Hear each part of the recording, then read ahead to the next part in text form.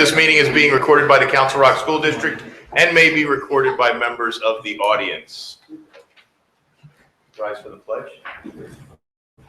I assume we're on, right? Yes, sir. I pledge allegiance to the flag of the United States of America and to the republic for which it stands, one nation, under God, indivisible, with liberty and justice for all. Have a roll call, please, Madam Secretary.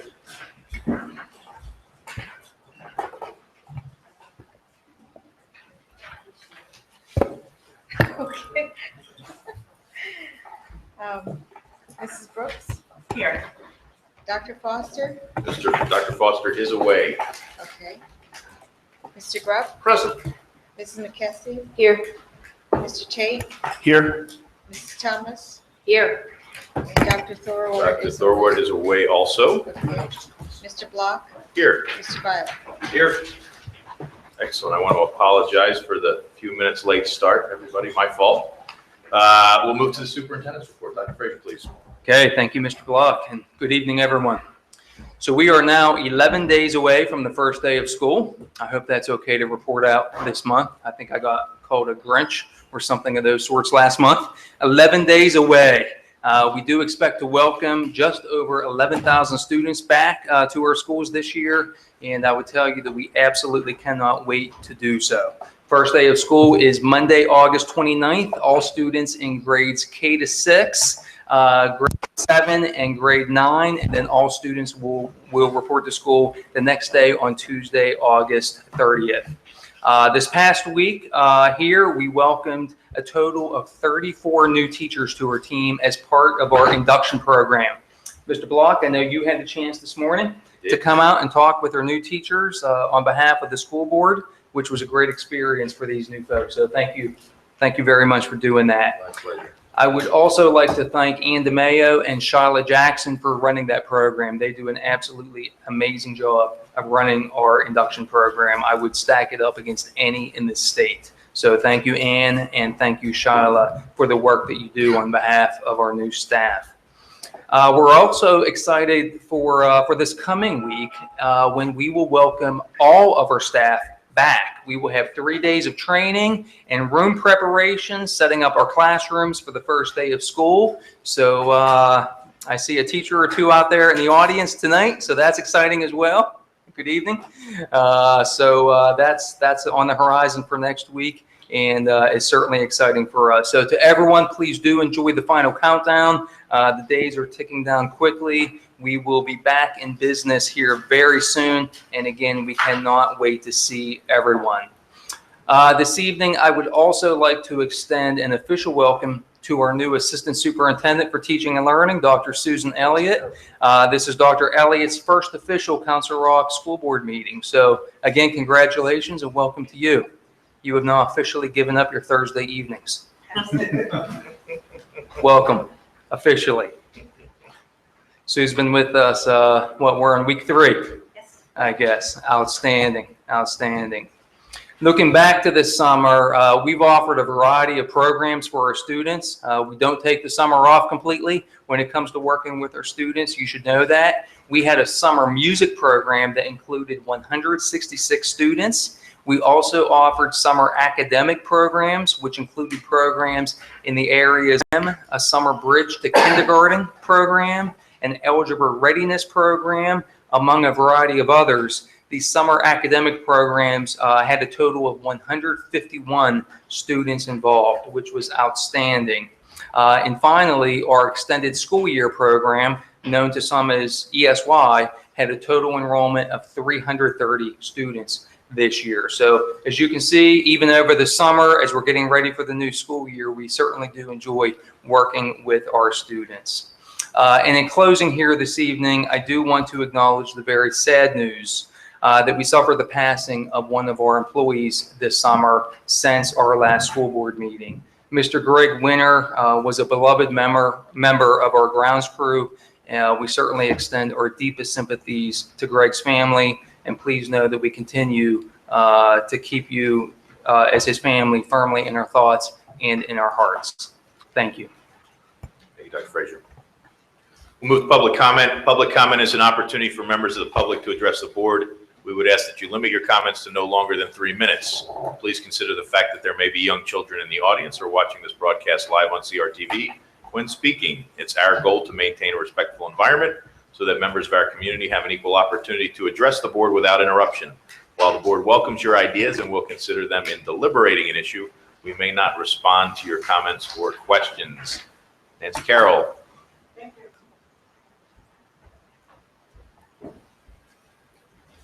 Nancy Carroll, Newtown Borough. One of the reasons why I come up here to speak at meetings week after week, sometimes twice, is because I believe in public education. I think public education is good for this country, and I also believe that if we in Council Rock can not do Council Rock, not just right or not just very good, but excellently, then the country is in trouble. We have a supported community. We have good money to spend, and I believe that we should get the best value that we possibly can for the students and for the community. And I disagree with a lot of things that go on that I believe do not give us value or safety. One of the reasons why I came up here for years to say, take those trailers off, because I was worried about the safety of the students, especially when I saw the enrollments go down.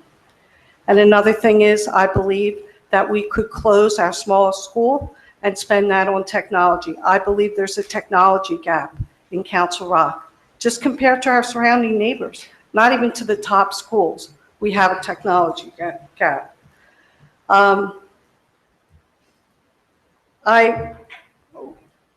Tonight you're going to talk about your meetings and when you're going to have them and how many you're going to have. And I have a concern that when there's hot topics, if you are going to go forward this year and make plans for redistricting or closing a school or doing anything that's controversial, sometimes bus route changes can be very controversial. And then you bring a lot of people out and they get 3 minutes to talk. Some of your meetings don't start till 8 o'clock. How are you going to conduct the business of the board for an entire month at one meeting when you do have those occasions where a lot of people come out to speak?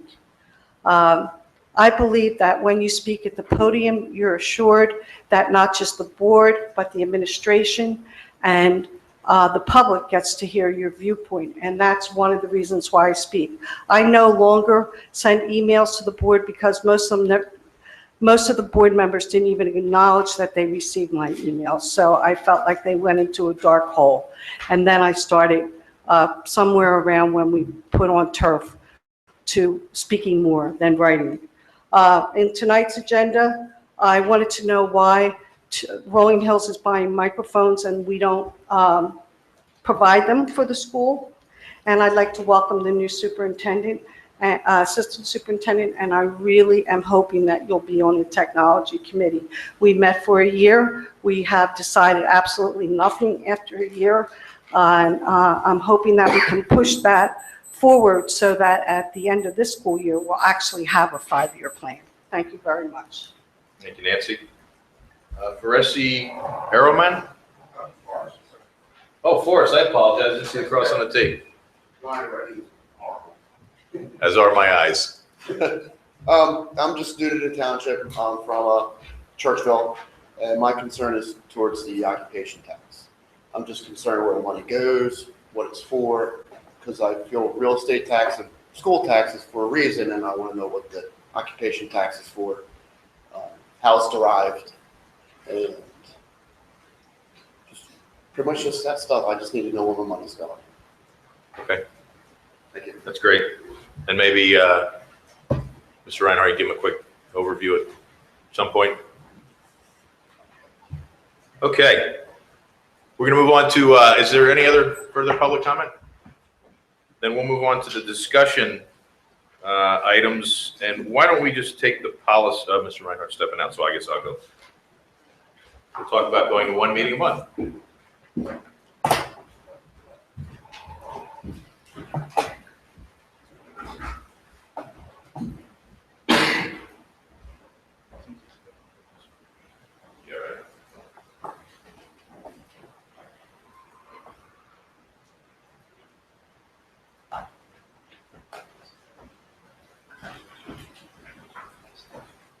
So we have had numerous conversations, comments around the board table about the potential to go to one meeting a month.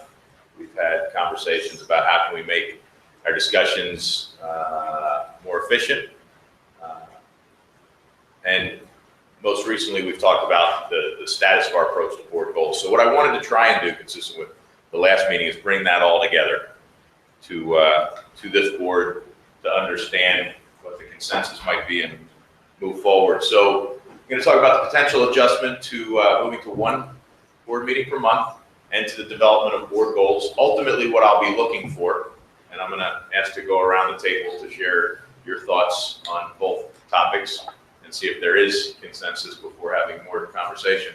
But ultimately, based on what you see here, either ask some questions or share your thoughts on whether going to one board meeting per month is something that you'd be interested in us continuing to pursue, and also how you feel about the recommended approach to board goals.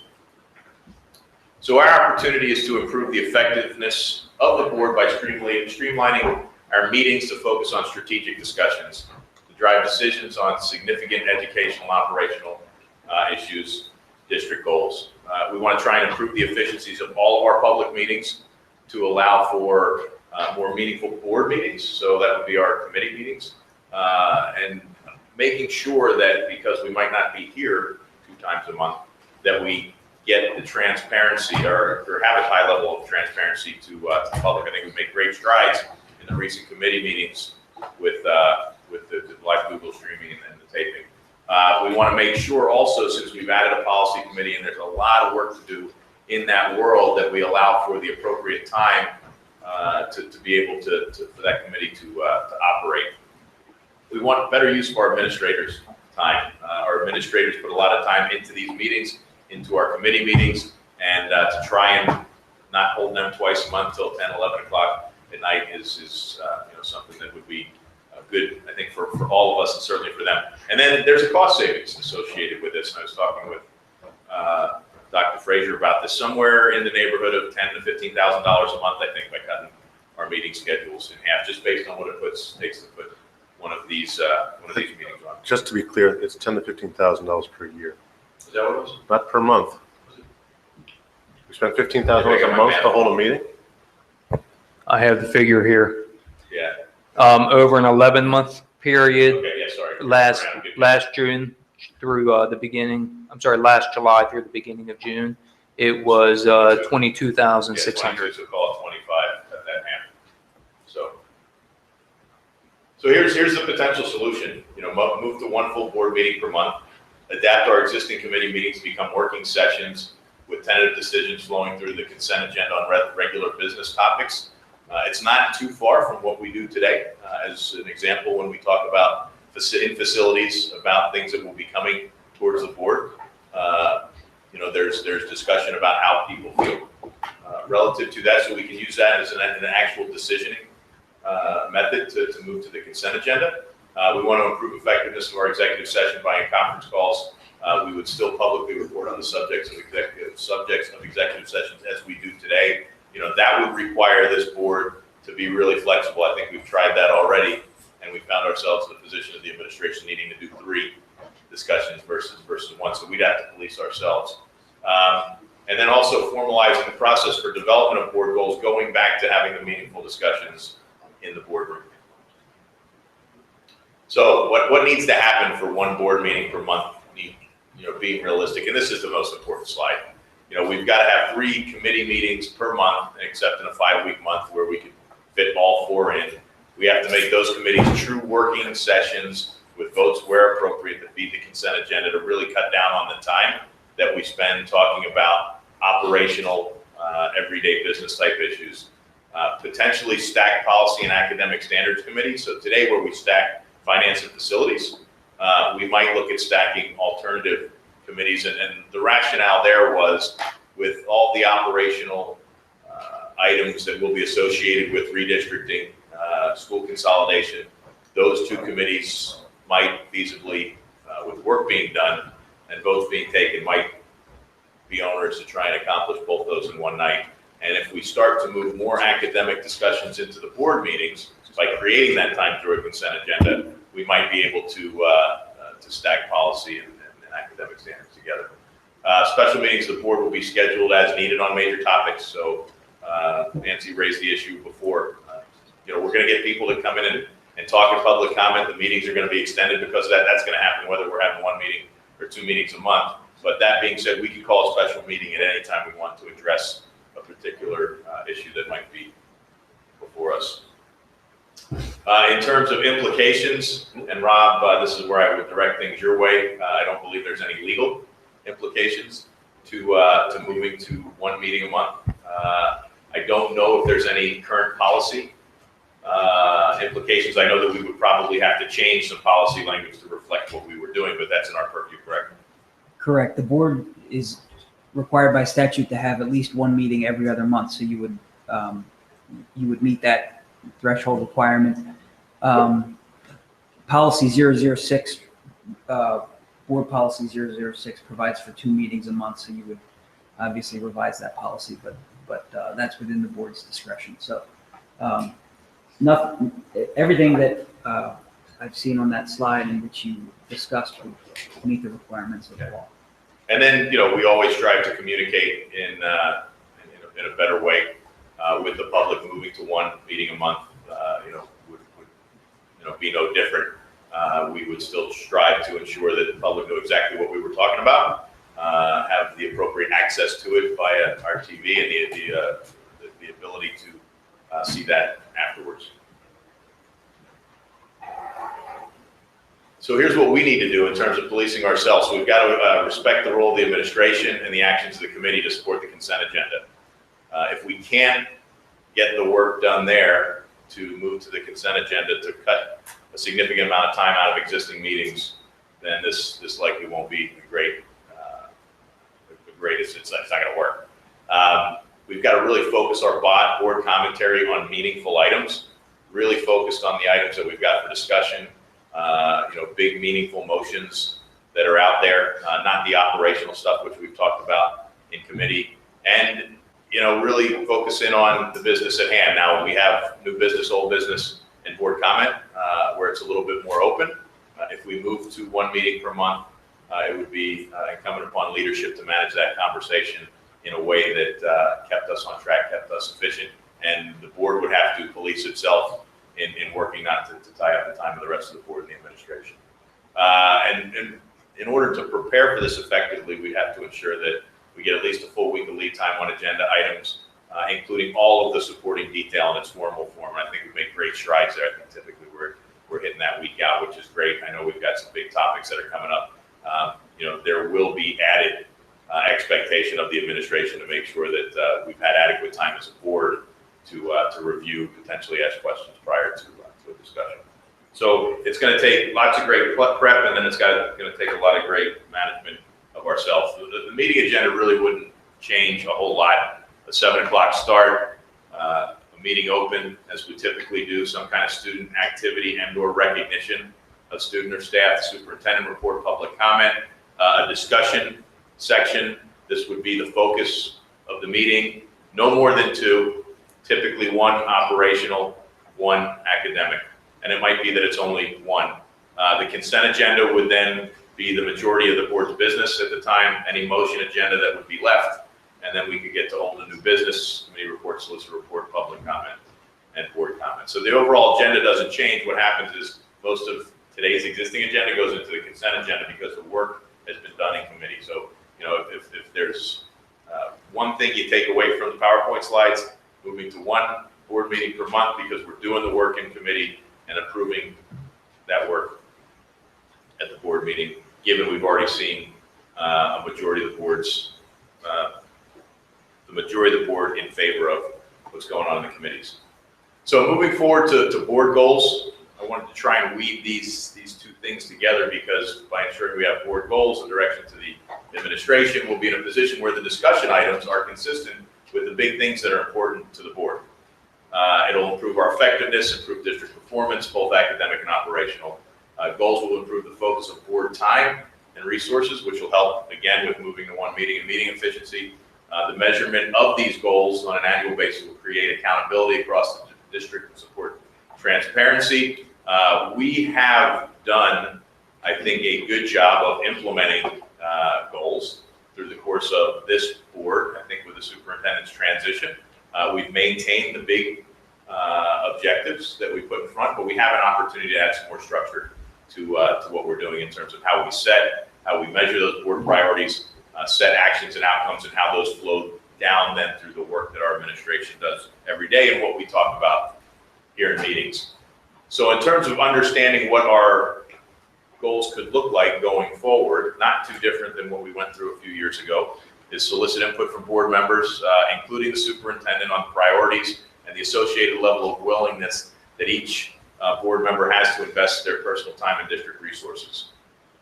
So really trying to understand what's important to each of us on the board, what we bring to the table if we want to bring personal time, and then kind of a willingness around how much is okay to spend on going after that. We would consolidate that information, determine the date for a public meeting, and discuss those ideas. We could, or I would, as last time, kind of prioritize those based on the summary from the group, so we didn't have a lot of, or eliminated redundancies. And at that meeting, we'd align on those priorities. We could then assign stakeholders to each goal. Those stakeholders would then determine the approach. Do they need a public committee, as an example? What level of staff involvement is needed? Maybe it's something that a consultant could do. The stakeholders would develop the specific actions, outcomes, and timelines to deliver those goals, and report back to the goals, and ultimately be responsible for doing that. So there could be goals that are important to this board that the board works on exclusively. They could be goals that are led by the administration. Or it could be some combination of each. Ultimately, long-term, we want to align on an annual process to measure, review, and reassess our priorities and goals. So, it might look like this every year. So in terms of discussion and next steps, two pretty simple concepts. Do we want goals or not? Do we want to go to one meeting a month or not? So what I'd like to do is I'll start with Ms. Thomas, come around and get your gut reaction to this. First, are there any questions given what you've heard or comments? But then ultimately, how do you feel about those two topics? And then after we kind of go around the table, we'll see where we are. And if indeed it's a positive, then Dr. Frazier and myself will go back and put the schedule of one meetings and committee meetings together. We'll put together a recommended date and start the input process for goals. And if it's negative on one or both, then we won't change what we're doing. I don't have any questions. I've sat on several other boards and this is the way they do it. I find it highly efficient, and I also find it a great way to talk about the things that are important. So I'm all for it. I do not like stacking policy and academics. No surprise there. For as long as I've been on this board and before, when I was in the public, academic standards always gets cut short, except when it was held at lunch and there were 3 of us there in the old days. Goals. Sorry, so just to clarify, you're okay going to one meeting a month? I would prefer to, yeah. Okay, got it. Yes. I'm fine with the way you set out to do goals. I think it would be best to start though with a group discussion of the whole board that talks about the goals we set. Last time we were together a year, how long ago was it? Somebody help me. It was before, yeah. And just say, these were the goals. We had a bunch of things in the parking lot. I don't know who took notes. I don't even know where those notes are. Probably have them somewhere, but just say, I don't want a 2-hour discussion on what was done, but a half-hour level setting. This was what discussed. How do we go together forward? Instead of everybody just me sending a piece of paper with 10 goals on it and everybody else does, and the 3 goals that end up on all 10 pieces of paper are the ones we do. I feel better about at least starting it with a conversation, because I might forget something or I might engage with someone, but I certainly think it would be well worth a 2-hour board gathering discussion. This is what we did last time, this is what we put in the parking lot, this is where we are, where do we want to go now for the next year? So I like the idea of doing that. I thought it was helpful in the past when we've done it. Is that everything I'm supposed to comment on? Yep. Okay, I'm done. Mr. Kessler? This is great work. I appreciate it. One thing that kept coming to my mind is that, obviously this would require a great deal of public. It's a big change. It's what we've always done. It's different from what we've always done. And there would have to be discussion about that and the appropriate ways to inform the public. I don't love that this concept looks like we're going to one meeting a month, because we're not going to one meeting a month. We're still having meetings, and my guess is we're going to end up having more meetings. This is the goal of this. My understanding is for us to work more efficiently, to do the work differently, to not drag every single administrator out until all hours of the night, that they will come on an as-needed basis when there are issues that involve them. I do believe we're going to end up having more meetings as a result of this, and I'm fine with that. And I think that if this meeting, I don't know how you package that. I don't have the term of, it is one formal televised meeting, whatever that language is. But if this is approved and if this is the direction we go in, I think we have to be very careful. I don't want this to look like we're running for meetings. Right. And my fear is that's what it would be. So to Mrs. Carroll's point, for example, I think we'll end up potentially with more special meetings. And I don't think that's a bad thing either. I think particularly when we get into discussions of redistricting, I would love for those meetings to be separate when there are things that are very heated or very difficult for us, for the public, whatever that is. It is very hard for me to sit and listen to such emotional feedback we have done that for hours and hours at a time. We very rarely limit that. And then we're talking about boilers. It's hard for me to get in and out of those zones. And so I think something like redistricting, we should be perhaps addressing in special meetings throughout the course of the year, whether that's 4 meetings a year that we set at the beginning of a calendar year, that we say, these are the meetings that we're going to be talking exclusively about this. That can get dangerous, because how do you decide what the issue is of the greatest degree of importance? I'm presuming, and I did ask Robert, I'm presuming that this sample agenda is tried and tested in other places. This is not something that was just pulled out of, randomly. I think this process works well for many other school districts and municipalities. I'm very much in favor of it. Board goals, I would agree with Wendy, but I also think we need to talk about getting a retreat that we talked about at the last board meeting. I think that we need to talk about actually getting that on the calendar and making that happen. I think that's important to move forward with.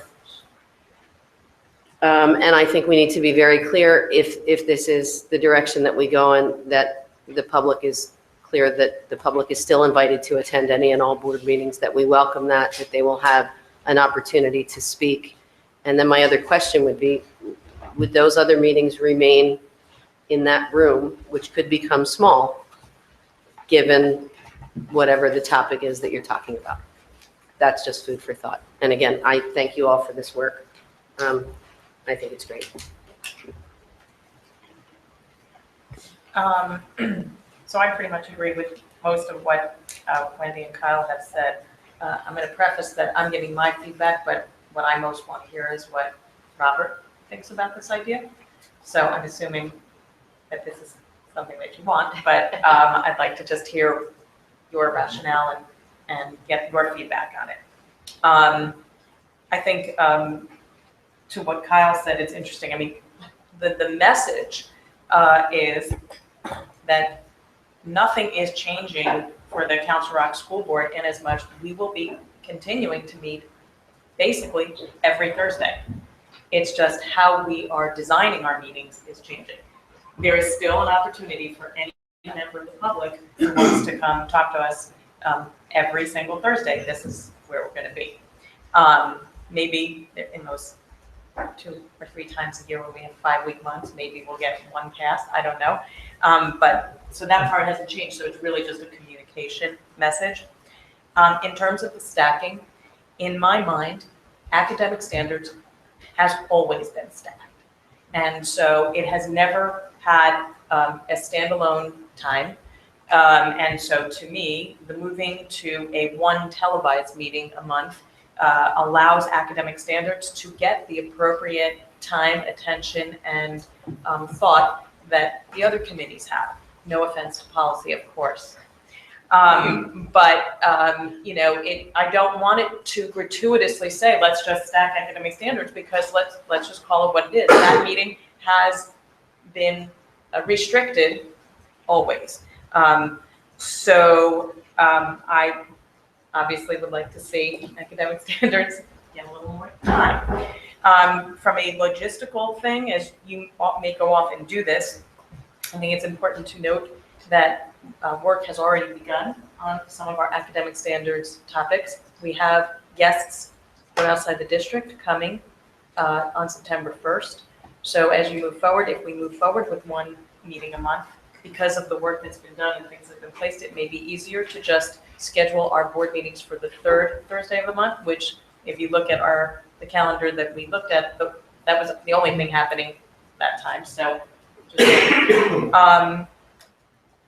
and relative to goals, I think the retreat is still important. I think that a retreat provides opportunity for interactivity. I know for me, I have in my mind certain goals and priorities and things that are important to me, but I personally benefit from the exchange with my colleagues, with the administrators, and I don't want to think about board goals in a vacuum. I would like to have an opportunity for us to come together and talk about these things that are completely separate from our committee meetings, that are completely separate from our regular board meetings.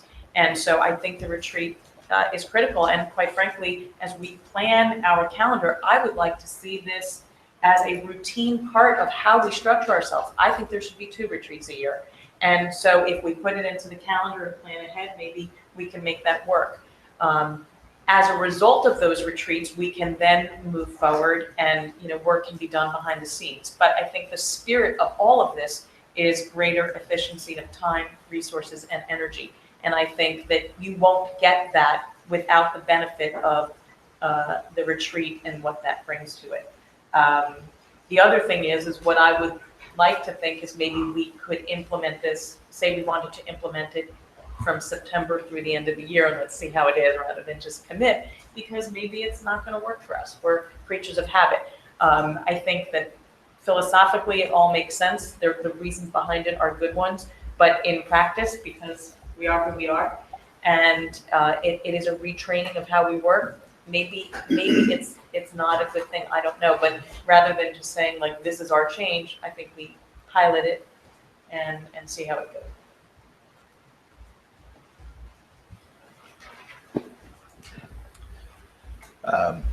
I'm absolutely in favor of trying this. I did miss everybody over the past few weeks, though, since we've had a little bit of break, so I'm a little indifferent about it. By 9 o'clock, I'll be over. I feel much better about this because our committee. That's up to you. Yeah. 51 minutes. Our committee meetings are now recorded. All of them recorded. It's very helpful for me as a board member. I think it's very, very helpful for the public. So I think that's a great stride that we made in the past 12 months as far as efficiency and transparency. I think we have to have a commitment to work through this for the next 12 months. So I disagree a little bit with you, Denise. It's not going to be easy, I don't think. I think it's going to be a bit bumpy, and I think we have to feel our way through it. But if we review it 12 months from now and we say, okay, this is going to work and we're going to move forward, or we're not, maybe we go back to the old way of 2 board meetings, televised, formal board meetings a month, because it really is. There's no slack in meetings here, folks. We're not getting any vacation time. We're going to be here every Thursday like we are every Thursday, every month, with the exception of the wonderful months that have 5 Thursdays. And then if it doesn't work, we can go back. If it's horrendous and it's a terrible ride, we can go back, right? But I don't think that's going to be the case. But I'd like to see everybody have the idea that, hey, we're going to commit to this as a board. We're going to work on this together, and we're going to try to make it work for 12 months and see how it is. It's going to force efficiencies in our committee meetings. It's going to have to force efficiencies in our board meetings. Like I said, it's going to be bumpy, and we have to kind of police each other as far as how we're handling these board meetings. Denise really took my thoughts right off my piece of paper here. I think the board goal meeting, whether you call it a goals meeting, retreat meeting, should be set in the calendar. If it's once a year, third Saturday of every January, the board meets, assesses and assigns and reviews goals. I think it should be a facilitated meeting. I think that we should bring somebody from the IU or some professional to work through it, so it's not one of us standing up there. Make it a more efficient meeting. There may be a little bit of cost involved or not, I don't know, but I think it should be a facilitated meeting. And that was great work. I thank you for it. That's all I have. Come back to you, or you want to come in now? I'll wait. Okay. Mr. Tate? Thanks for all the work. I almost gave you the two doctor's titles who are here. I always called you Dr. Tate. That would have been an honor, but undeserved. Thanks for all the effort you put into this, and I know that you've talked to all the board members individually and talked to Dr. Fraser in formulating this approach, and I think it makes perfect sense. To me, this is not going to reduce our number of meetings at all, as was said earlier, and it's going to really put a lot more responsibility on the committees, which, I foresee even longer committee meetings. This isn't going to reduce our workload at all. It's simply going to make, I think, the process a lot more efficient. The board meetings will be a lot more efficient. And I think the idea of having focused meetings where committees tackle specific work areas makes perfect sense. And we'll get even better at communicating in advance, the agendas of committees, because that's a critical part, as you pointed out. I've observed and worked at and participated in a lot of committee, board, and council meetings. And the first thing that occurred to me when I joined this board was that we weren't using committees as effectively as we could. It seemed like there was some redundancy between committee meetings and board meetings. So this is a much more logical process. And then came to find out that Dr. Fraser has experience with this sort of process and seen the value of it and can speak to it. So I'm 100% in favor. As to the goal setting process, I think, as I said at our last meeting, a retreat's a great idea, and that's where it would occur. And doing it annually is a terrific idea, so I'm in favor of that as well. I'm conflicted. And you've got notes. What? I said, and I noticed you've got notes. Yeah, okay.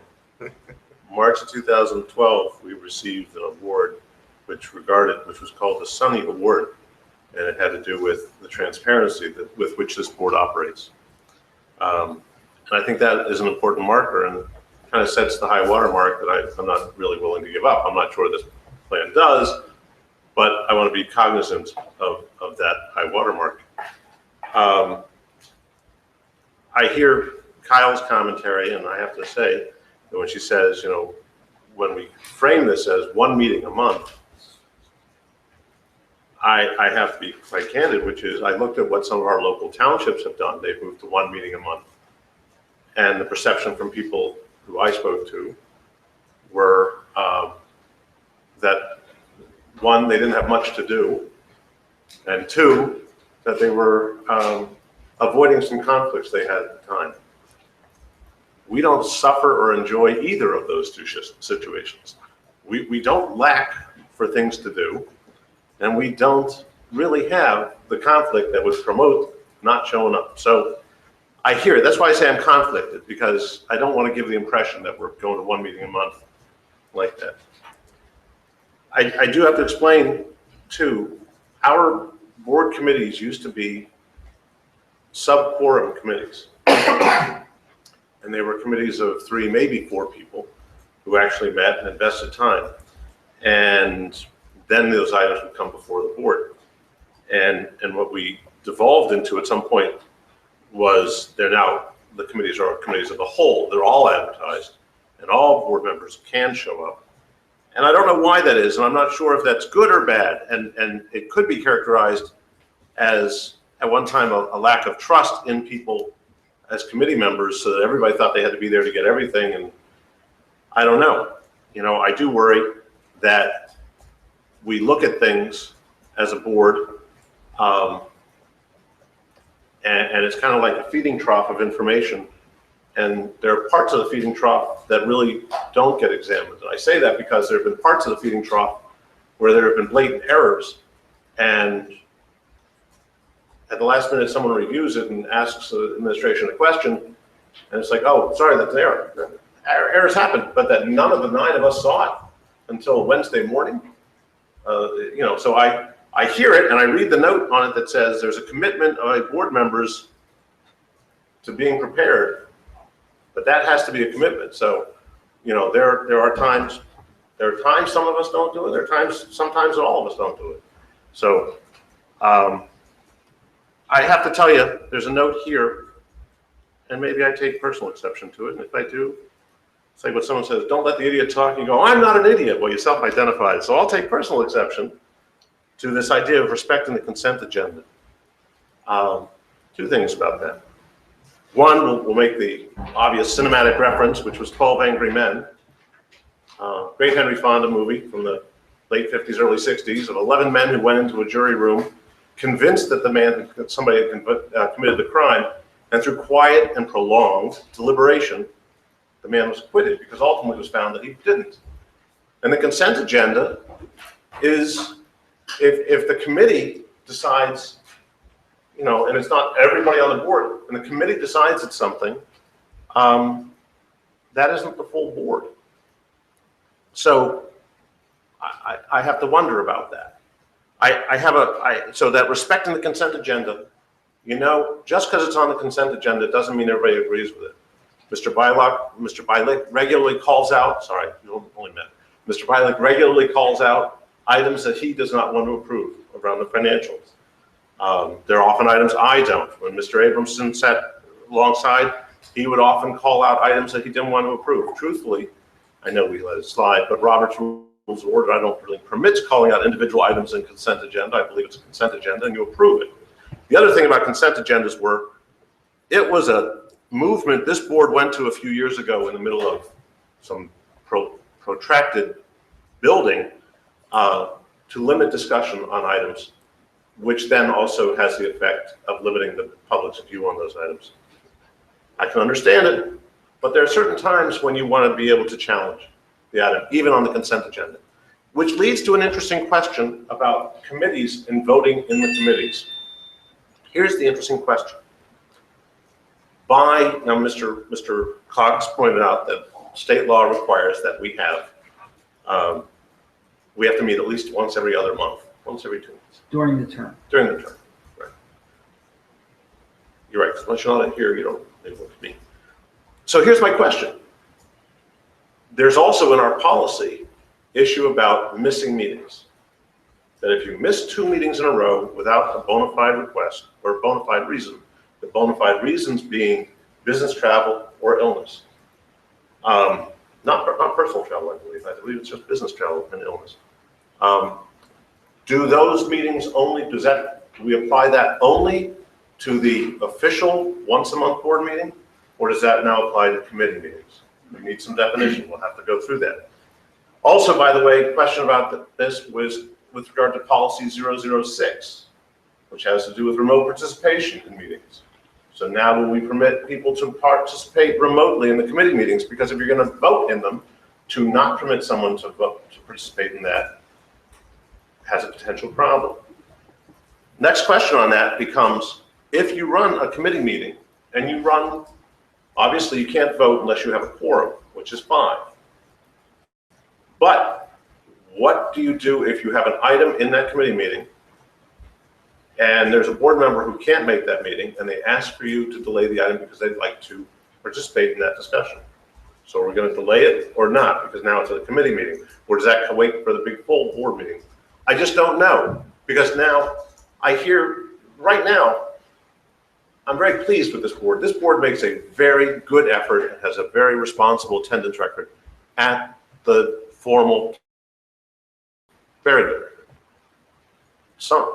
We don't have that for the committee meetings now because some of us choose not to go to some of them, and some of them, and sometimes people have conflicts to other ones, and that's all permitted. But now if we're voting them, to Kyle's observation, he thinks we're going to have more meetings. I don't only think we're gonna have more meetings, I think we're gonna have more meetings that you have to assume that you have to be at each of these meetings.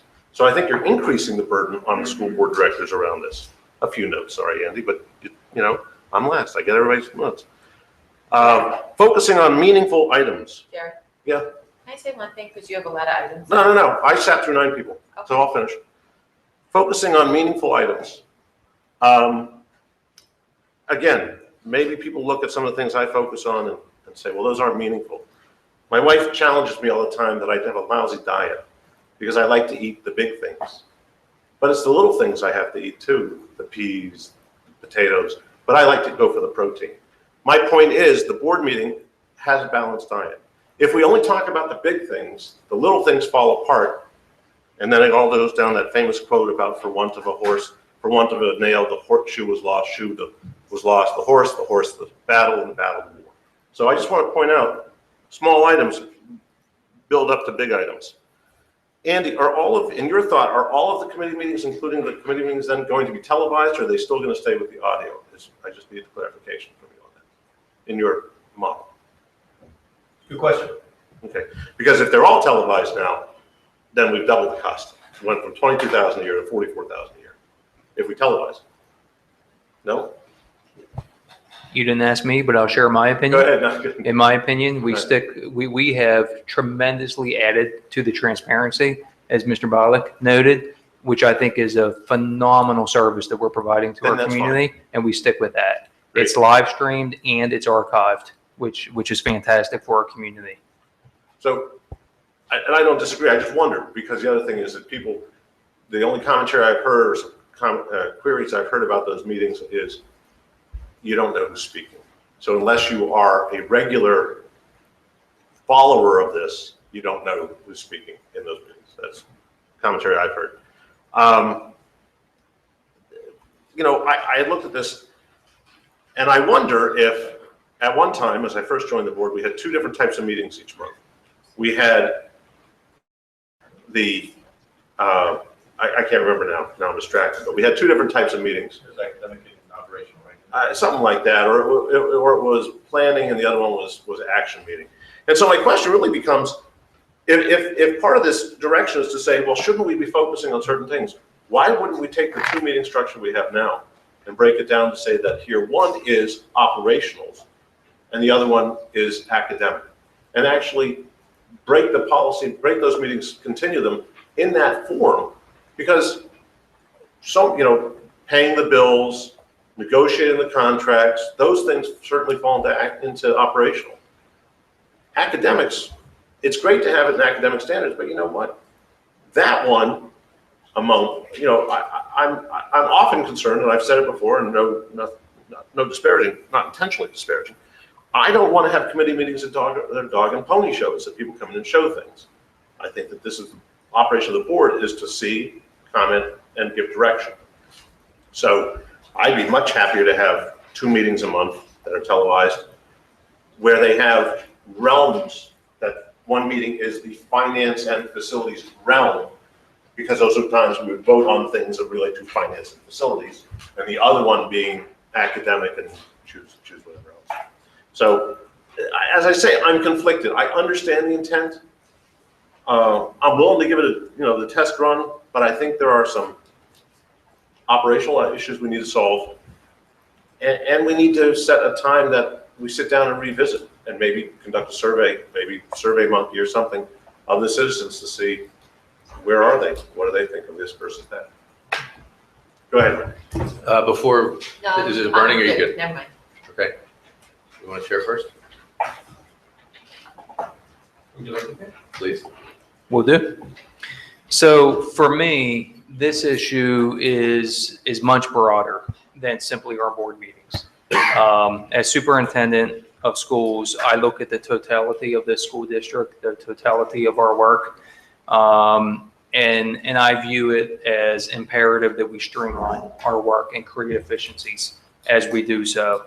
We're in the process of building schools. We're going to be in the process potentially of consolidating schools. We're going to be redistricting K-12 in this school district. We're going to be undergoing a comprehensive policy review process that will be bringing forth 10 plus policies every single month for the next 26 months. That is an unbelievable body of work that we have in front of us over the next couple of years. And all the while, the most important work that we have as a school district is teaching and learning. So everything that I just said isn't even teaching and learning. The most important work that we have is teaching and learning. So coupled with that, I view us, as I think everybody knows, as having an extremely lean upper administration. We are not staffed at the upper administrative levels for a district that has 11,000 students. And so when you take the body of work relative to the manpower that we have, as I look at it and I reflect on the past year, to find ourselves, it's not about the Thursday evenings. It's the constant cycle of preparation for the Thursday evenings. Because we have a board meeting on the Thursday evening, and then right away, the very next week, we have to go in and preparing that very next agenda because it's due to the board by the very next Friday. So we're always, as a cabinet team, we're always in that cycle. So if our core mission is truly teaching and learning, and in addition to that, we have all these other issues, these huge boulders that are out there as well, I just don't know that this is the best, most effective, most efficient way for us to use our time.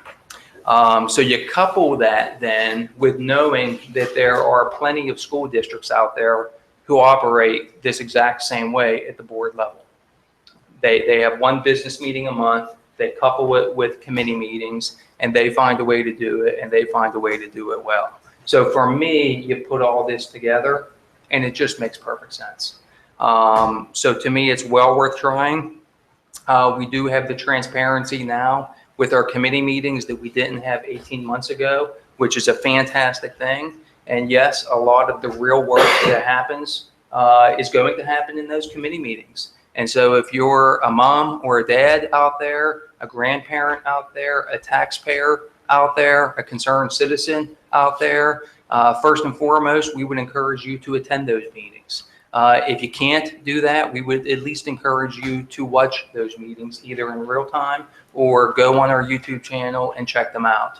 From an engagement standpoint, I would suggest that there's actually more authentic engagement with the administration and with the board in our committee meetings, certainly than what there is here in our monthly, or at this point in our semi-monthly board meetings. So I actually think that's a good thing for us to increase the level of time that we have in the committee meeting structure. So personally, knowing that there are a number of other school districts who do this, who have done it for years, who are our size, bigger than us, smaller than us, I'm of the mindset that if we want this to work, it will work. So I would encourage us to try it. I would encourage us to commit to it, and let's absolutely revisit it. And if it's not working for us, then we'll take a pause and we'll examine it at that point. But I do believe that it can and that it will work for us. From a goal setting standpoint, I am a believer in board goals. I am a believer in having those goals directly aligning with the work of the administration, and thus the entirety of the school district. I think that's the way any healthy organization works, a school district included. And from a retreat standpoint, it's been mentioned here a couple of times. I would be fully on board with having a retreat every 6 months. I think that's just a healthy way for an organization to function. Do it in the summertime, do it in the wintertime. That's, I think, a pretty good cycle for us to be on as a board. So I would sign up for that as your superintendent. Thank you. All right. So this is what I think I heard. Correct me if you don't agree. It sounds like there's a willingness amongst the board to move to one meeting per month. I think that there was some good input. More important, Televised meeting for us. sorry, one televised meeting per month. In order to be efficient in doing that, we have to work the committee meetings much differently.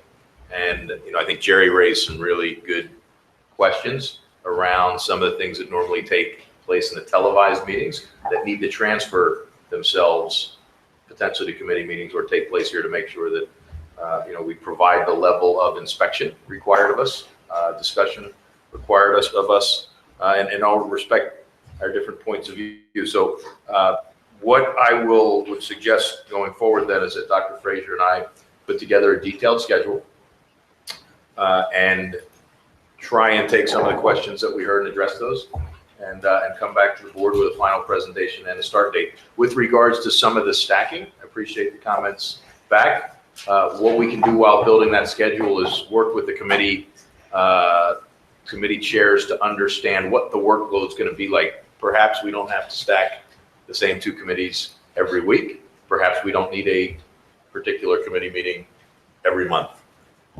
Don't know, but we can work to bring that back. I see a comment. We do Mondays now, like we don't have to, we don't have to say we can only meet on Thursdays. I mean, we have an extra meeting now on a different day of the month.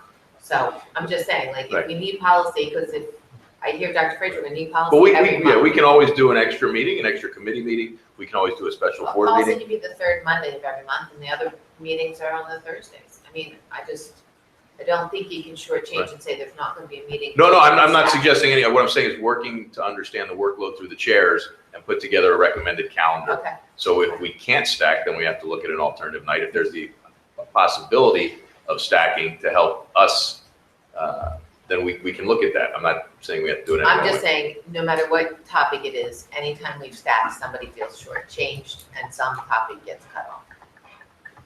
Yep. If I may, I just for the sake of the public, I would point out that the policy committee met this Monday, and that's something that, we might end up continuing as a practice. The other thing is, the public may not be aware that we regularly hold special meetings. For example, we held meetings at Holland Middle School and Newtown Middle School about the construction projects. It was mentioned earlier, the potential consolidation process and redistricting. Those clearly are going to require special meetings. So, the public should know that this going to one formal full board meeting a month isn't going to reduce the number of meetings, and that's not the intent. Yep. So Dr. Frazier and I work on a recommended schedule.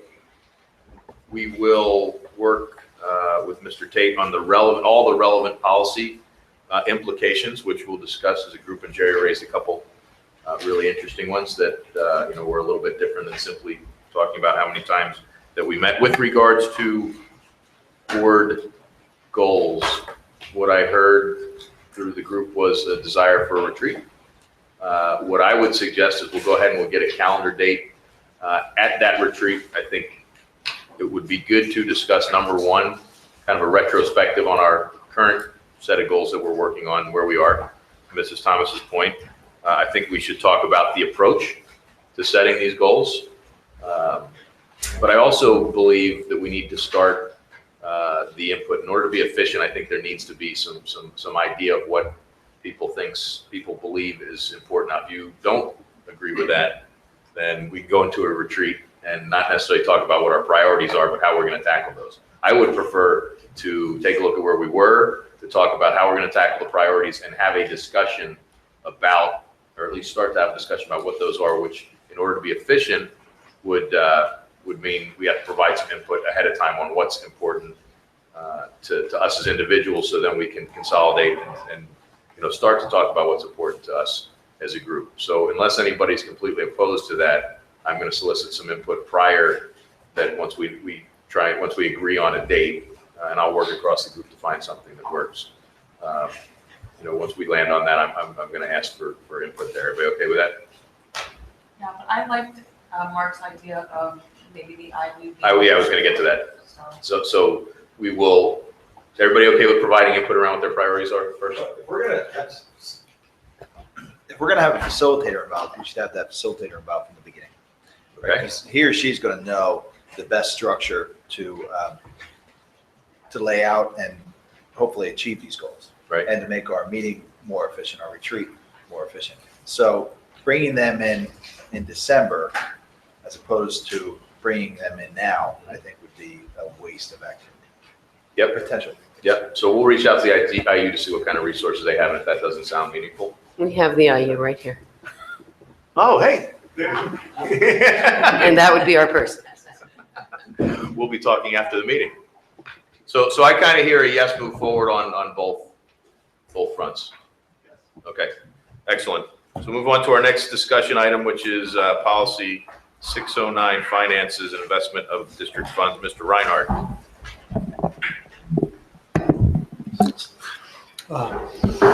Hello. This process, actually, this investment policy and the investment consulting services started back in July. And I would term this as the end of the beginning. And we've been planning throughout the year, not just the investment policy, but selection of custodial banks, selection of money managers and things such as that. This policy has been developed by Cornerstone along with the help of the school district, and is very different than other policies you see because it was formatted in an industry standard, and it was actually called the investment policy statement. This is something generally used by money managers when they start managing investments for specific companies. If you look at it, it even has a table of contents, and it goes into so much more detail than the policies we're used to seeing, but it is really the roadmap for the money managers and saying what you can do and you can't do, what is important to us, what isn't important to us, what your authority is, what your authority is not. Talks about the board authority here and what their role is in all this. So it's a very detailed policy. We've reviewed it a few times at finance meeting. We have an ad hoc committee that has reviewed it also. So this is the first reading of it, and we can talk about it again before the next reading if you would like.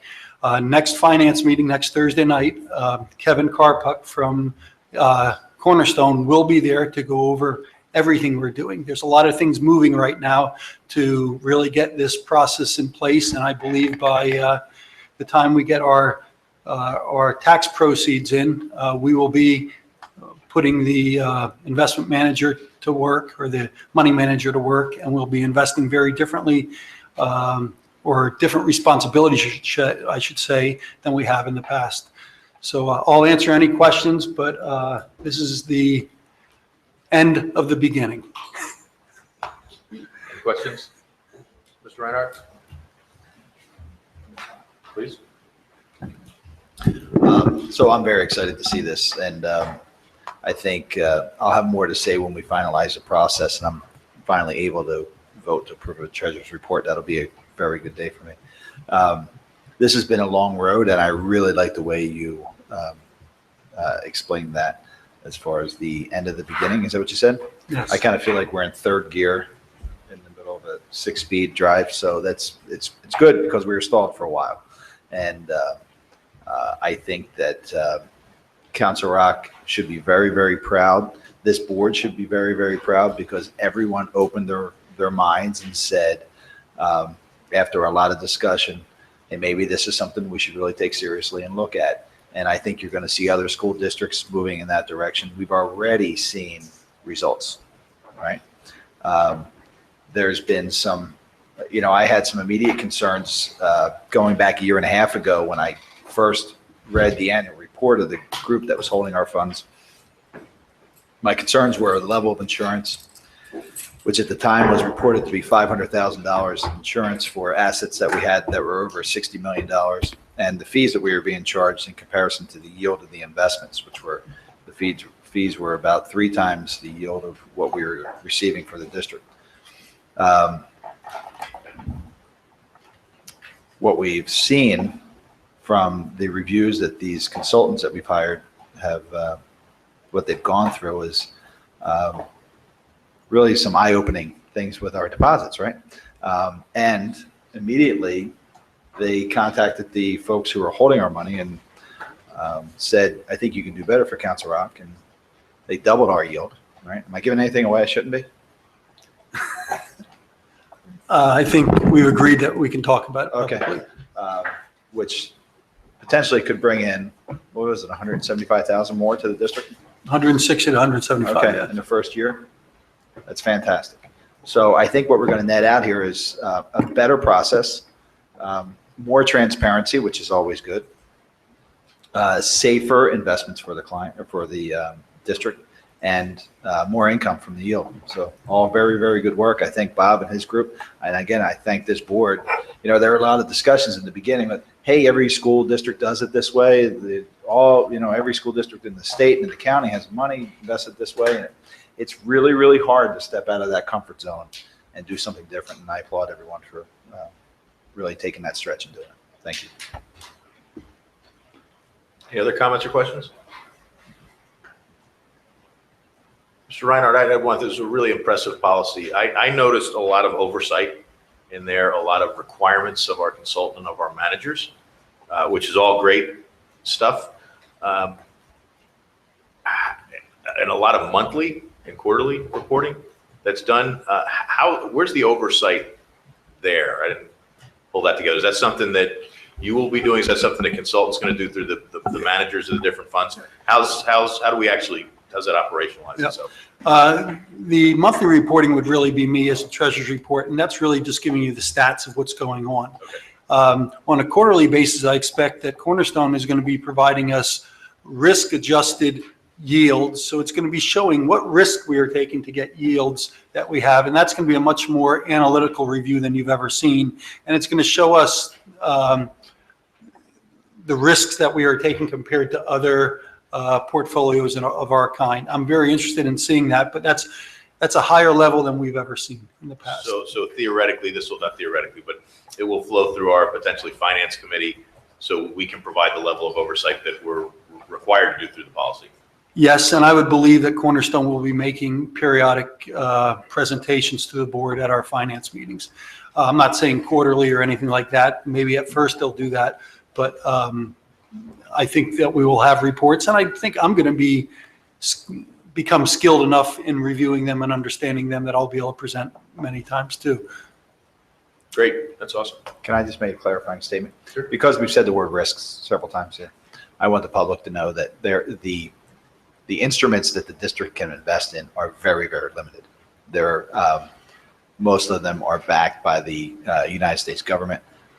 They have to be, there is really no desire nor any plan to reach outside, nor legally any way to reach outside any comfort level or anything outside the law that we have to follow. And that's one of the things the policy says is, first and foremost, we have to follow we have to protect the assets. There cannot be, you can read the verbiage out loud, Bob, if you want to, or maybe you should, but there cannot be any risk to district assets, and it has to follow the school code of what those investment assets are. So I just want to clarify that, because that word risk was shouted out a few times, and I don't want the public to think that we're going to be investing in mortgage-backed securities. From my view, the policy even goes so far as to say that the statutes contemplate risk that we don't recommend. So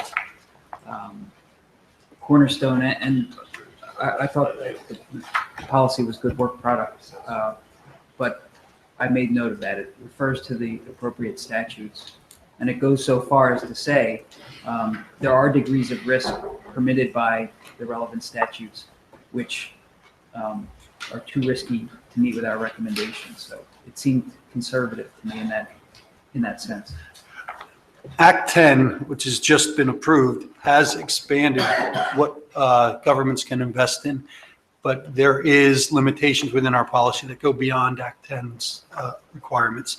They would have to be prior approval by the school district prior to them investing in some of the assets that are now allowed. So. Any other questions or comments? Okay, with that, we'll move to our consent agenda. Mr. Bialik, if you could please read that. I move to approve the consent agenda items A through G as contained in the attachments to this agenda, subject to audit. Second. Thank you, Mr. Grote. Roll call vote, please. No, just discussion. Do you have something? Yeah. Okay. No problem. On this agenda is, and we've talked about this many times in the past, and we've talked about it again tonight, and there's actually a different bent to it. On the agenda is the approval of the Council Rock High School North senior trip, which is a contract agreement between Council Rock School District and a travel vendor. And here's my problem with the business of being in the travel business. As it stands now, this is an agreement between the Council Rock School District and this travel agent. The travel agent or the district will eventually wind up selling or subscribing students to attend, and they'll pay some large quantity of money. If the trip were to be canceled, the district has the liability, if the district is the one who chooses to cancel the trip, has the liability to the students, not to the contract we're approving here tonight, but to the students. The students could come back and say, why'd you cancel the trip? I want my $1,784 back. And last year, I think we had about 700 students go. And so we have a liability on this of about $1.25 million if we cancel a trip. Now, why would we cancel a trip? It's a good question. In September, in 2001, 2002, our thinking of canceling trips as a school board was very obvious. But it still puts the liability on us. Now, we're talking about sending students and staff down into Florida. And as you know, parts of Florida have now been identified as being a transmission zone for Zika. So what happens if we actively say students there? We're on the hook. So what I call to our attention is we need to change the permission slip, among other things, because the permission slip clearly leaves us holding the bag. You know, when a parent signs up, if we cancel the trip, we're holding the bag. Now, what if we don't cancel the trip and we simply say, you know what, we're not going to send staff. We're not going to now have the staff go. We're still holding the bag because if the staff doesn't go, the kids don't go. Also, by the way, there is some component here that the school district has to pick up. Mr. Reinhardt, Dr. Frazier did confirm that the expenses for most of the staff that go on this are paid for by, they're rolled into the cost. That does not include necessarily, I believe, the cost of some of the aids for children with exceptionalities. They're not, their expenses are paid and borne by the district. And the cost of buying and renting the substitute teachers to replace the teachers who've gone on this fantasy island trip, is borne by the district. It is not built out of the proceeds that come from this program. Those are relatively minor. My bigger concern right now is that we're taking on potentially a $1.25 million liability by continuing to sponsor these trips. You know, it changes. At some point, we have to decide to change our practices. So I've asked Mr. Cox to look at adding wording to the permission slip that we provide to parents of seniors. And he has agreed, yes, there's something that can be added to it, but it is not ironclad. It doesn't fully insulate us from a claim if we were to make a decision. Let me be very clear. We had a tragedy where 49 people or 51 people died in Orlando. Had that happened the week before our student trip, although the event is wholly unrelated, I can believe we would have parents clamoring to do it. So there are two ways to make this happen. We'll wind up approving tonight because we always do. There are two ways to make this happen.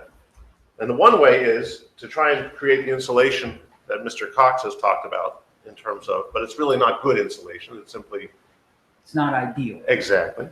The second way is to change the process here, which would mean changing this contract slightly, to obligate persons taking this contract to take the insurance that's provided, because the insurance provided, thank you, Mr. Reinhardt, does include let's see here somewhere, that would cover, if we cancel the trip, they would pick up the cost. That would be covered under the insurance. Right now, it's optional. And so while we're going to approve this tonight, we need to talk as a district about what type of liabilities we want to take on.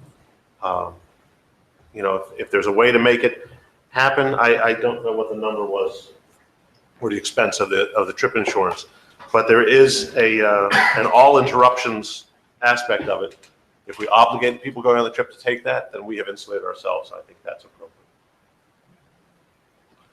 Could you roll the insurance piece in to the? It's not his job, but that numbers are established by the travel operator who offers the insurance as an option. All we would simply say is to the operator, you have to include it as a given, which would at least buy the district some protection in that case. It only covers 75%, but 75% of $1.25 million is a lot better than $1.25 million. Is it $84 per person? Is that the cost of the insurance? As I'm looking at the contract here. I don't know. Could you find it? I didn't see it. Is that in the contract? It's under optional travel insurance, highly recommended. I would suspect that's the number. Mr. Bottom Byer, of where page where are one. you looking? Bottom of page 64.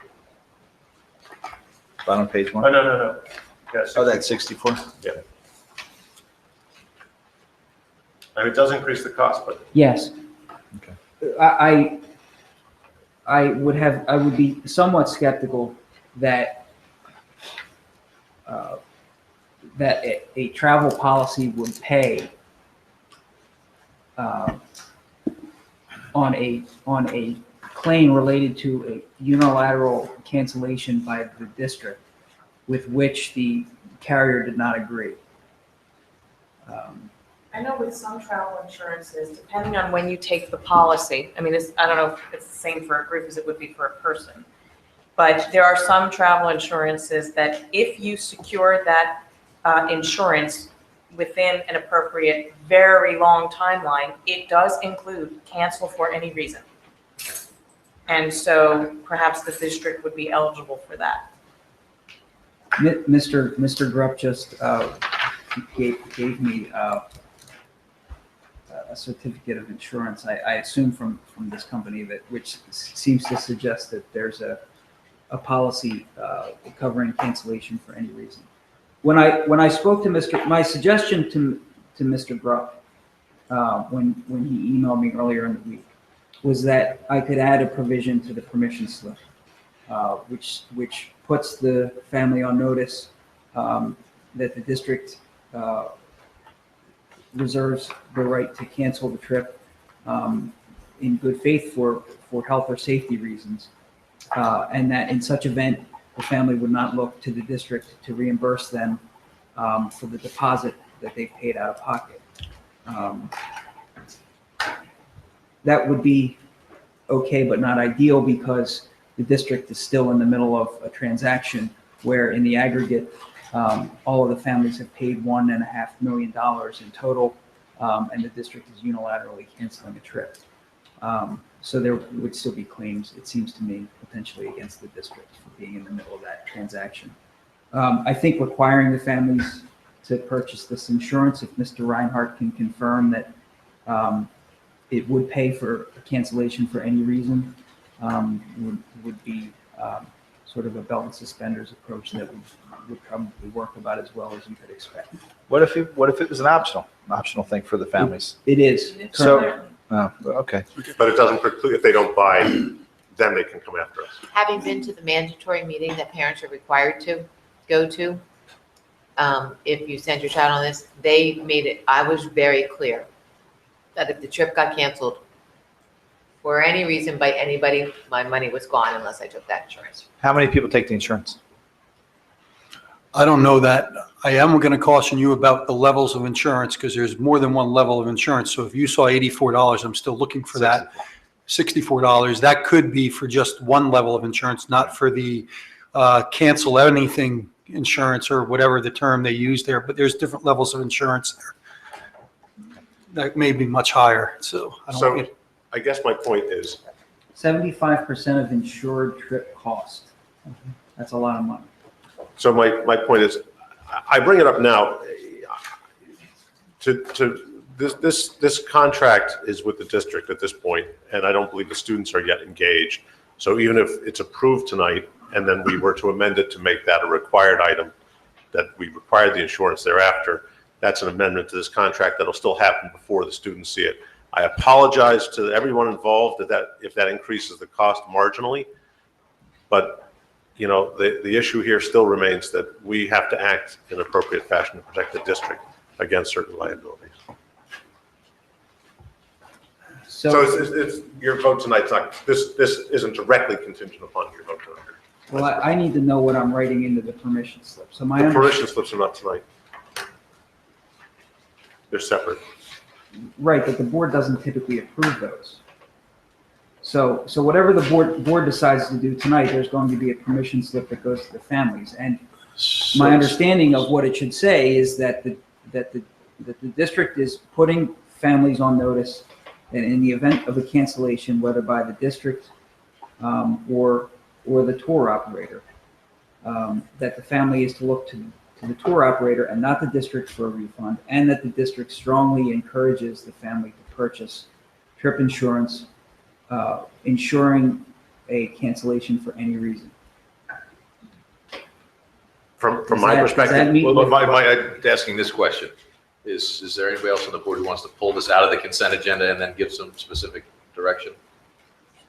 Sure, I think it's worth conversation. I'll just say that if we have a mandatory meeting, all the parents have to go to if their kids are going on the trip, and if we tell them that you're on the hook if you don't purchase the insurance, if it's 75%, we're still liable for 25% in a claim, potentially, right? So we could, look, you could be sued for anything, and then we make them sign a permission slip, or we adjust the verbiage on the permission slip that says, here's a reminder that if you don't purchase the insurance, you're going to be responsible for the defaulted payment. That's all we can do. That's all we can do. I don't want to force somebody to buy insurance personally, but to answer your question, I think we should take it off the consent agenda because I think it's a good conversation.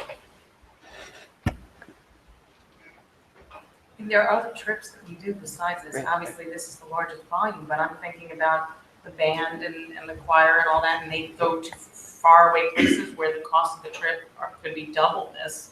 Granted, it's probably, a fifth of the number of students, but, whatever we're talking about should apply to all of these situations because same thing. And that's exactly, and you're right, but the trip of 1,000 miles begins with the first step. So I agree with you. It's something that I think is wise for us to look at.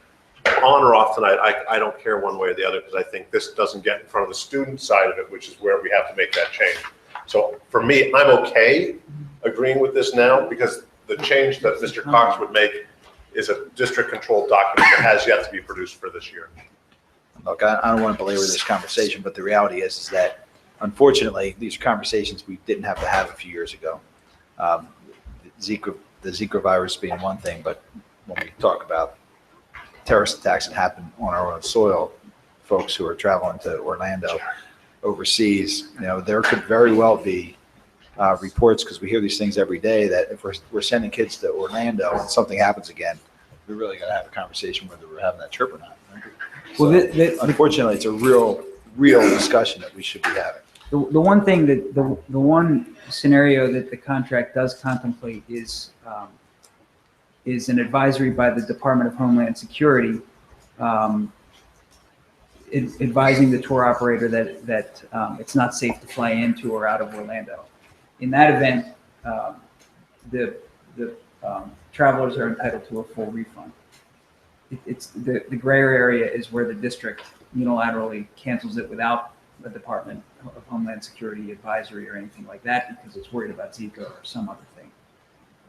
That's the gray area. Advising the board simply of what Mr. Reinhardt has informed me. We have already approved this agreement. I believe I voted no. We've already approved this agreement for the other school. So they are currently in place. So what we're really needing to give direction to tonight, when I anticipate this will be approved, is a direction to Mr. Cox of how to handle the permission slips. And I guess that goes back to what I was asking. My intention is to just add a provision to the permission slip, which does not make the travel insurance mandatory, but strongly encourages it and advises the families that they are to look to the tour operator and not the district for a refund. I think that is about as good as we can do. I think you could also, you would benefit from looking at the permission slips that go out for some of these overseas trips. I think we would all benefit from consistency among those across the board. I think that would stand up better, but I think we have additional language in those that we might not for this particular trip. So I'll leave it this way. I think it comes down to this, which is, I think the direction is, I will vote how it votes. I'm okay with it being, I think everybody would be okay. And the direction is the administration is to consult with Mr. Cox just to receive that perfection of some language to be used on all of those types of permissions that's going forward. Mr. Cox, you might want to see the whole document because it is a single page document that you sign, but there's an entire packet of information. I believe you may find some of that language already referenced in the packet and it may need to be moved to the page that gets signed. Okay. And while I don't think this is a bad exercise, to your point, Jerry, I do want to reiterate what Wendy said. My daughter was just overseas last year and now she's a senior this year. They cannot, we as a district do a great job. They cannot make it more clear at these mandatory meetings. It is enter at your own risk and understand what your risks are. So, and I'm not suggesting that you're saying that's not happening, but they do make it very, very clear what the risks are. I would be curious to know how many people do take the insurance. It may be a bigger number than I think. We can certainly find that out and report that back. I would suggest for this evening, Mr. Cox, if it's agreeable to you, that we take action on this contract. Again, it has been approved, Mr. Grupp, as you said, for South already. I would suggest that we take action on behalf of North and then allow us to work on this larger issue. And I would suggest that there probably should be a level of parental engagement around this issue as well. I think that would be appropriate on this particular topic. So I would ask for the opportunity to be able to do that. Well, it's mandatory. If you can't come to that meeting, you have to bring in a notarized Sure. signature. So I'm just saying, they're already, it's the one thing your kid drags you into the school for at the high school level. Right. Like you will go and you will be available because if you don't show up, I can't go. Any more questions on the consent agenda? Have a roll call, please. Mr. Bialik? Yes, with the exception of item E, approval of the treasurer's report for all the reasons I discussed earlier. Mrs. Brooks? Yes. Mr. Grubb? With the exception of B, the item we just spoke about, North Senior Trip, I'll vote yes. For the item Miss- B, I'll vote. Mrs. McKessie? Yes. Mr. Tate? Yes. Mrs. Thomas? Yes. Mr. Block? Yes. Ms. McKessie, you read number 1 under items for board approval, please. I move to approve the personnel actions as contained in the attachments to this agenda. Thank you, Mr. Bialik. Any questions for Ms. Trioli? Long list in there today. May I have a quick roll call? Mr. Grubb? Yes. Ms. McKessie? Yes. Mr. Tate? Yes. Mrs. Thomas? Yes. Mr. Block? Yes. Mr. Bialik? Yes. Mrs. Brooks? Yes. Motion passes 7-0. Mr. Tate, number 2, please. Number 2, I move to approve Board Policy 103, Programs, Non-Discrimination in School and Classroom Practices. Board Policy 219, Pupils, Student Complaint Process. Board Policy 247, Pupils, Hazing, and we would also renumber the hazing policy from 218.9 to 247. Board Policy 248, Pupils, Harassment, and then renumber the harassment policy from 218.8 to 248. And Board Policy 249, Pupils, Bullying and Cyberbullying, and then renumber the bullying, cyberbullying policy from 218.10 to 249. Second. Thank you, Mr. Grubb. I have a question. Did you say Board Policy 247, pupils hazing, and to renumber the hazing policy from 218.9 to 247 or to 297? 247. Okay. I thought okay, fine. Any questions or comments? We had a question. I guess it's been resolved because we didn't hear it further. Help me to understand what the resolution was. That's in regards to policy 219? Right. Yes. I'm sorry. I Yes. started in the middle for everybody, which was, we have a That's policy. okay. we have a- That's we have a okay. Policy I here can that catch speaks folks up. about student complaint process. And we have Yes. a more general policy about public complaint process. That's right. So we have a policy 219, which is up for adoption here this evening, which is student complaint process. And then we also have policy 906, which is titled public complaints. And so the question that came before us, the policy committee on Monday evening, is it necessary to have both of these committees? Is there redundancy, duplication, et cetera? So we were fortunate to have Miss Joanne Summer from East Burnham Gray at the meeting on Monday. She is the one who really took the leadership with this particular series of policies. And likewise, she in turn on Tuesday also took a look at policy 906. So we are not quite sure what the final revision of policy 906 is going to look like, because right now policy 906 is anchored largely in No Child Left Behind language, which of course is thankfully no longer an active body of legal law. So that policy will be revised, but policy 219 is largely tied together with these other policies that we have before us this evening around bullying and harassment and hazing, et cetera, whereas policy 906 is much more general in nature. So any revision that comes before you in regards to 906 will certainly not be redundant, or else it will not come before you. 906 is under review. I understand. The only question I have then is that at the bottom of the last page of the 103, it makes, I'm sorry, at the last page of the student complaint one, whatever number that was. 219. The last reference there is a reference back to complaints made by students, third parties, and/or parents shall be conducted in accordance with procedure of board policy 103, which is specifically the program about programs non-discrimination. This would infer by referring to 103 that it would be a complaint of discrimination. Wait, Mr. Grubb, you're on 219? Am I on 219? Hold on. And where on 219 are you? If I'm on 219 and Number 249. What is 249? No, wait. Under number 2, definition, the bottom of the paragraph. 249, okay, cyberbullying, sorry. I thought it was in 219, it made no sense in 219. Here, It's also referenced in 219.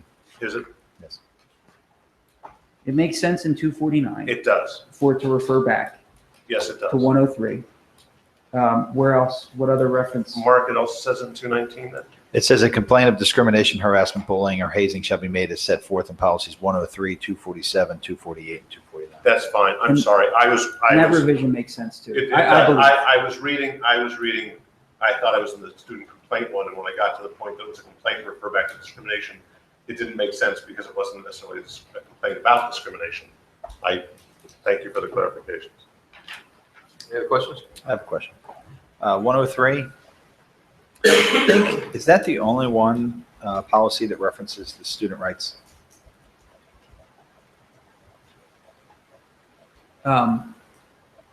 And was that an I'm addition? not sure. I know what you mean by student rights. What reference? What specific? Notification of rights, step 2, notification of rights. And then there's a list of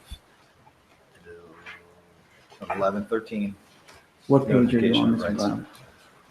It looks like it starts on page 5 in the PDF document. The pages aren't numbered, so page 5 of the PDF. Why don't we number the pages? I'm just curious. This was a new document. Okay. Is that the only reference to notification of rights you mean in the district's entire policy manual? Or any of the ones that we saw here. I thought I'd seen it somewhere else, and I was looking for it again, and then it referenced, or it was in policy 103. I think the reason we've put the notification of rights in this policy is because the other revisions that we've made to the other policies that are before you refer back to this policy for purposes of the investigation. And was that an addition? Is this something we didn't have before in this process? Yes, these are our additions. It's excellent. It's excellent. I think it's a really, really necessary and wonderful addition. So thank you. But we should number the pages. Well, the final format certainly will. Any other comments or questions? A roll call vote, please.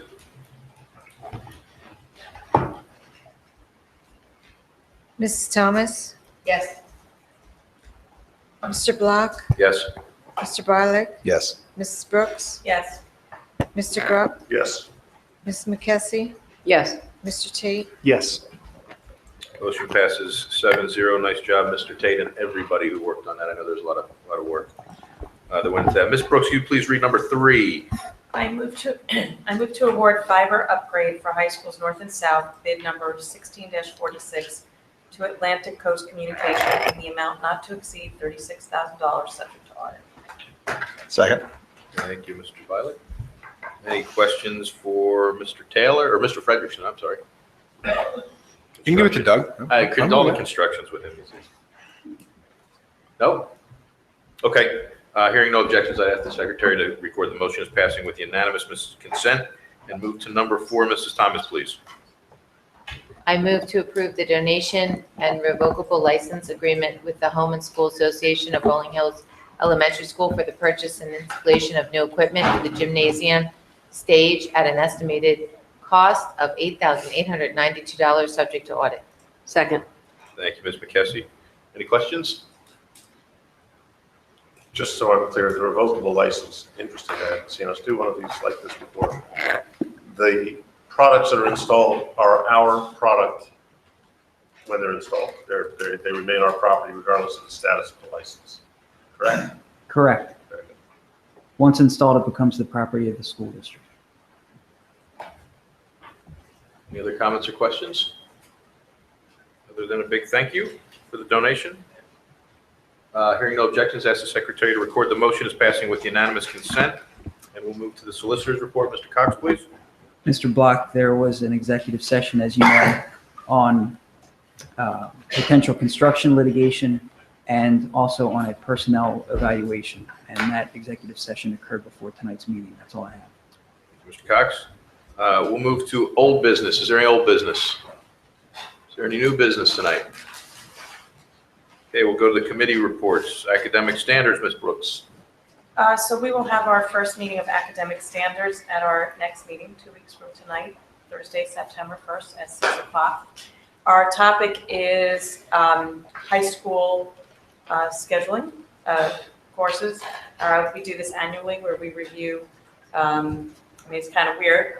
School is just starting, but work begins in September to plan for the program planning guide for students to choose courses for the following year by the end of the calendar year. So we will talk about courses that will run, may not run next year, an assessment of how many classes have been combined or shuttled and things like that. But then the other piece of it, in the spirit of the high school theme, Dr. Strauss will be coming from the Bucks Institute of Technology to give us an NBIT talk.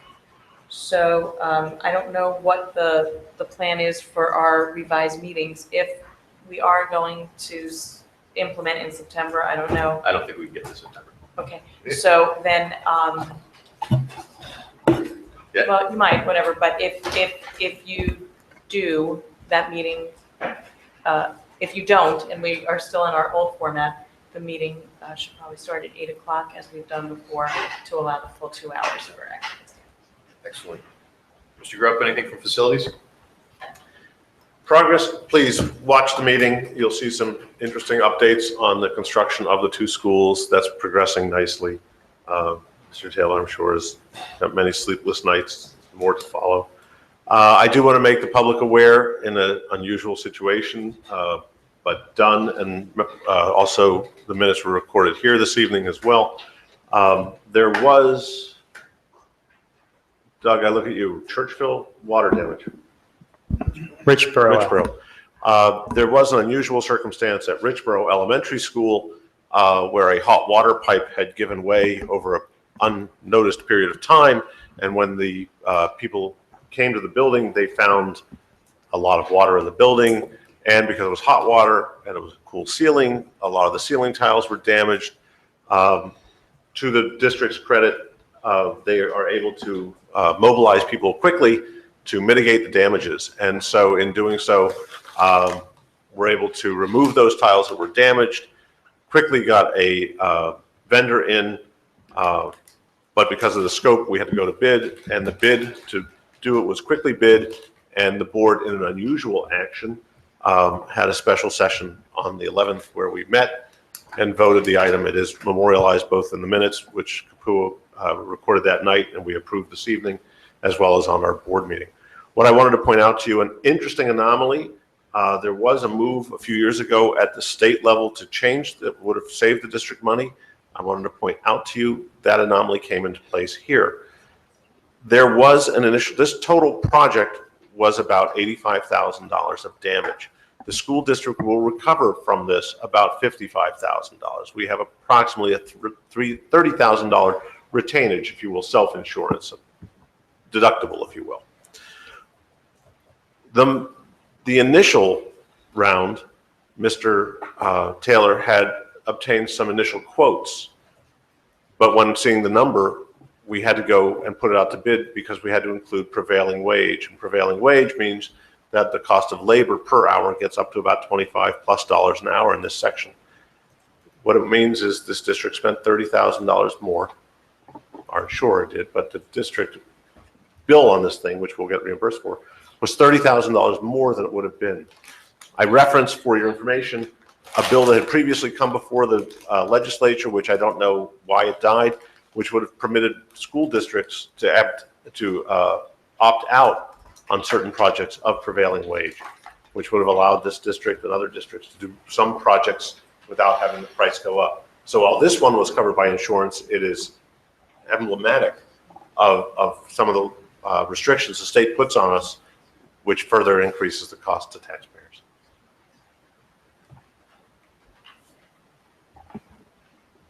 Thank you, Mr. Grubb. Mrs. Thomas, if you could take finance and also MBIT, because Dr. Foster is not here, that would be great. Finance is next week, and we will be having a presentation from Cornerstone that was referenced earlier tonight. We spoke about it at the last meeting, which I actually missed, but I think I gave that report. I feel like I gave it already, but at any rate, next week. And we also have a student tentative presentation next week and preliminary financial results from the year end. Excellent.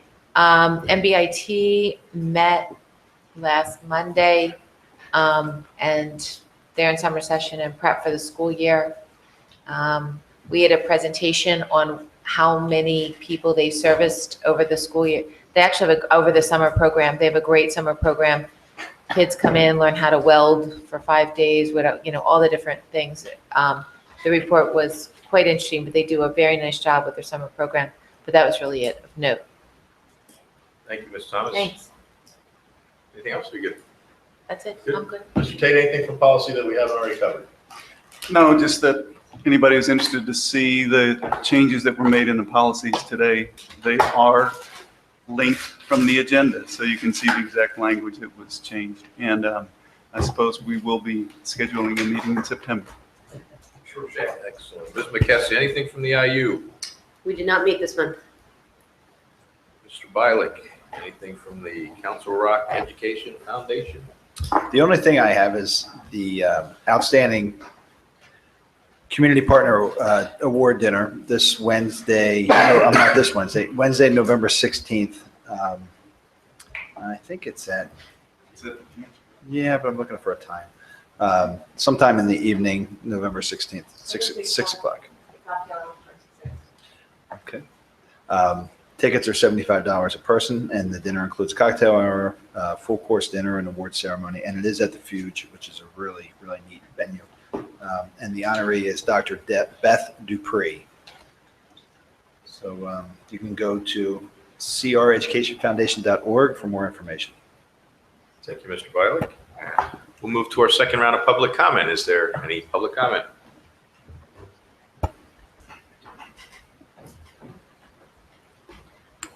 Nancy Cowell, Newtown Borough. In the beginning of the summer, I asked you to consider putting some kind of different content on TV station. Well, now it's the end of the summer and we still have all those pop-up pictures coming on the TV over and over and over again.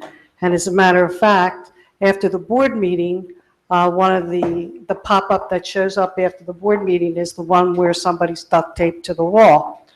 So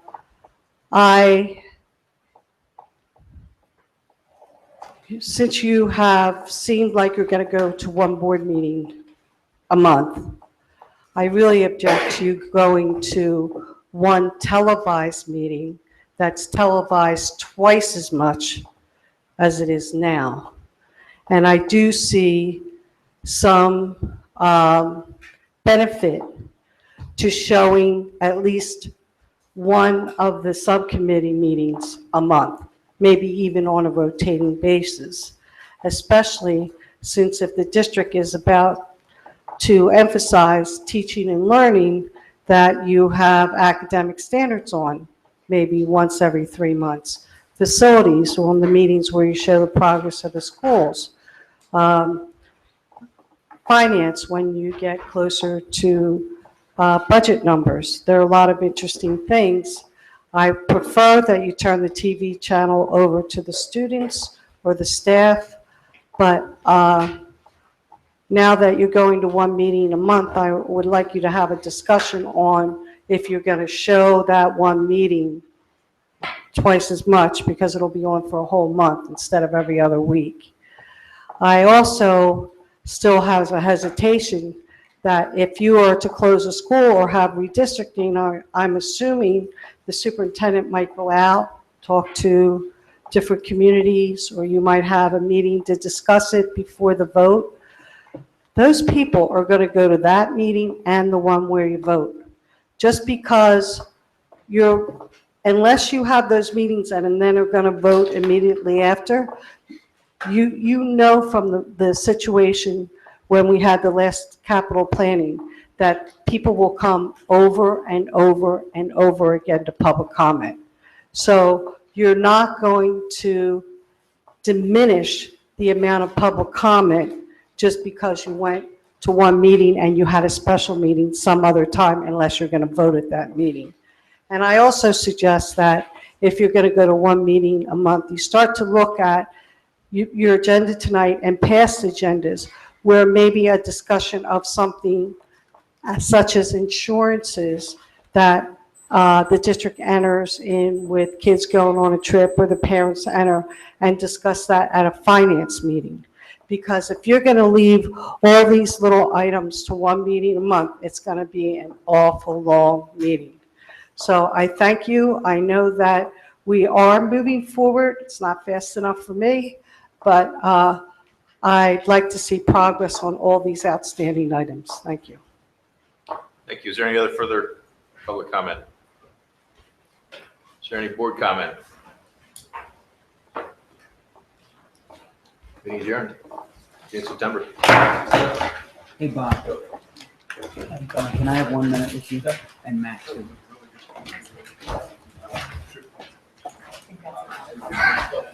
it's, we're just going to go behind.